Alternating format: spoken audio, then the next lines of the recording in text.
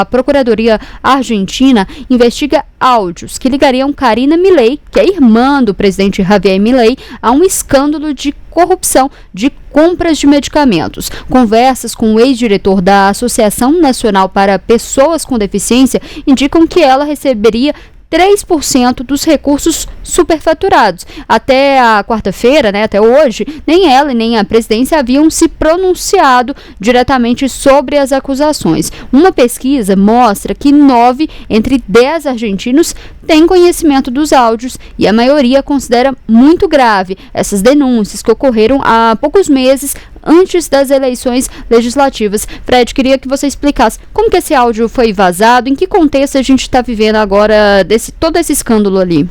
Isso. Esses áudios eles foram divulgados na semana passada por um podcast argentino e, se não me engano, Carnaval, e eles foram ganhando volume, inclusive ontem também novos áudios foram divulgados. Esses primeiros áudios, eles registravam a conversa de uma pessoa não identificada, até o momento não se sabe quem, com Daniel Spanhuolo. Daniel Spanhuolo, ele era diretor dessa entidade, que é a Associação Nacional para Pessoas com Deficiência. Ele também é advogado, defendeu Javier Milei durante muito tempo, ele participou ativamente da campanha presidencial, ele tem uma relação muito íntima com o círculo mais próximo do Javier Milei, que é um círculo controlado com mão de ferro pela irmã Karina Milei, né? Nesses áudios, o que mais pegou para a Karina Milei foi uma frase do Spanhuolo dizendo que haviam vários WhatsApps com ela e que com Karina, né, foi falado assim, e que ela receberia 3% dos recursos. Isso dá entre 500 mil e 800 mil dólares, né? Os áudios também citam um outro assessor, né, que é o Eduardo Lully Menem, que era subsecretário de gestão institucional, e ele atuaria junto com o Spanhuolo como um intermediário desse pagamento, que era um sobrepreço na compra de medicamentos e outros insumos para essa a associação e para o atendimento a pessoas com deficiência, esse sobrepreço que chegaria a 8%, né? Os áudios mais recentes apontam 2 outros membros do governo, né? O envolvimento de Sandra Petoveio, ministra do Capital Humano, e Federico Sturzenegger, ministro da Desregulação e Transformação do Estado. Então, há uma expansão das pessoas envolvidas, né, da citação de membros do governo, né, nesse processo. Lembrando, Fred, que o Milei ele foi eleito ali para melhorar a economia, mas também tinha uma bandeira anticorrupção, né? Exatamente. O lema dele, aquela questão da motosserra, era um corte de gasto, mas também o corte na casta, né?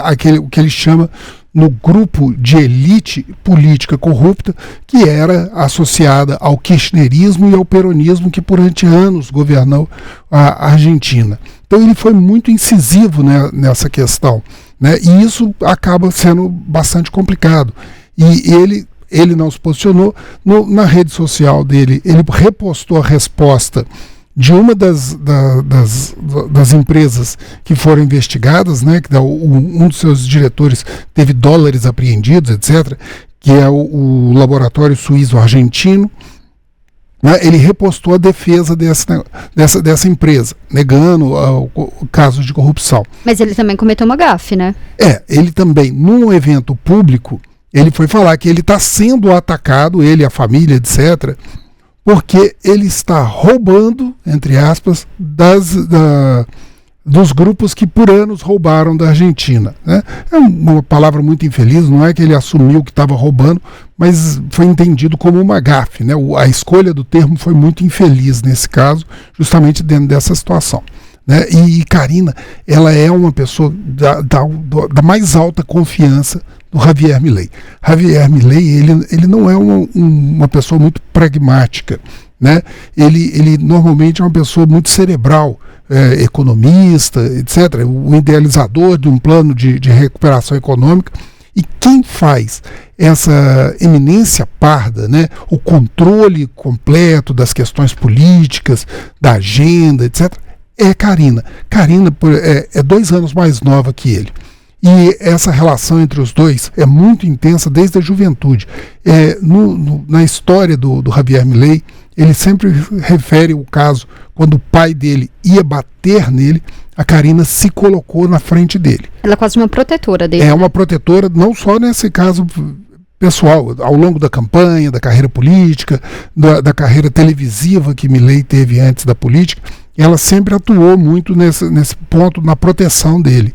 E ele é muito grato a ela. Então ela realmente é uma questão muito complicada, essa proximidade. E qual que é a implicação política, né, de todo esse caso? A gente está muito próximo ali das eleições legislativas, o Javier Milei, ele estava conseguindo controlar ali um pouco a economia, que foi uma promessa, né? A inflação estava diminuindo. Qual que é a implicação política de todo esse escândalo ali, principalmente nessa questão das eleições? Isso. A Management & Fit, uma empresa de consultoria, soltou uma pesquisa falando que 94% dos argentinos conhecem os áudios. É um índice muito grande.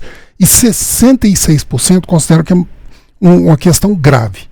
Politicamente, para o Milei, realmente é um problema. Porque 52,9% das pessoas consideram que são verdadeiros e que há corrupção no governo. Por outro lado, 1/3 das pessoas já acham que é mentira e uma jogada eleitoral contra Milei. Eleitoral por quê? Essa eleição que vai acontecer agora em outubro, ela vai renovar mais ou menos 24 cadeiras das 72 no Senado e 127 das 257 da Câmara, né? Hoje o partido do Milei, cuja presidente é a Karina Milei, o La Libertad Avança, ele tem 6 cadeiras no Senado e 37 na Câmara. E as pesquisas recentes mostram algo em torno entre 38% e 44% de chances de vitória para o La Libertad Avança, né? Ele tem muita chance, há uma articulação, ele teve bons resultados nas eleições locais no início desse ano, vem no crescente e garantiria maior liberdade de ação para o governo Milei, porque a maioria dele hoje é uma composição de vários partidos, alguns ligados ao ex-presidente Maurício Macri, alguns ligados à atual secretária de Segurança Patrícia Bullrich, e que também foi adversária dele nas eleições presidenciais passadas, né? Então ele precisa dessa força. E isso daí é uma questão que vai pesar bastante, apesar do que a mesma pesquisa que eu falei que assim, mostra que 18... perdão, deixa eu confirmar aqui assim. A pesquisa mostra, né, esses números que a maioria tem conhecimento desses áudios, né, o Fred? A maioria tem conhecimento e também ali 9 entre 10 argentinos têm, e a maioria considera muito grave também essas denúncias, isso, né? E também é importante ressaltar, apesar dessa questão política estar muito forte, 82% dizem que não vão alterar a intenção de voto. Então, há uma possibilidade do Milei conseguir contornar isso aí, até porque... Isso por conta da economia, talvez? Da economia. Ele tem bastante popularidade, né? O governo tem uma popularidade acima de 47% e o próprio Milei em torno de 41%, 44% de popularidade. Por exemplo, a eleição até julho estava em 36%. A inflação anual que fechou o ano passado com 140%.